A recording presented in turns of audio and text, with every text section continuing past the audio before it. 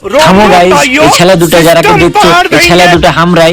একজনের নাম হচ্ছে কামরুল আর একজনের নাম হচ্ছে আশিক। আমরা সবাই মিলে ভেবেছিনু যে রোজা ইফতার করবো, তাই যাইছি এখন বাজার করতে। আমরা বাজার করে নিয়ে এসে একদম খান্দুয়া চলে এসে গাড়িকে একদম দিয়েছি লাগিয়ে একদম স্টাইল করে। আর এদিকে ছেলে পিলে সব টপ পারে সব রেডি করতে লেগেছে। এদিকে চুরারকে মুখ থেকে টস করে লালপুর আর ফল কাটছে, কিন্তু এরা তো খাইতে পারবে না, রোজা করে আছে।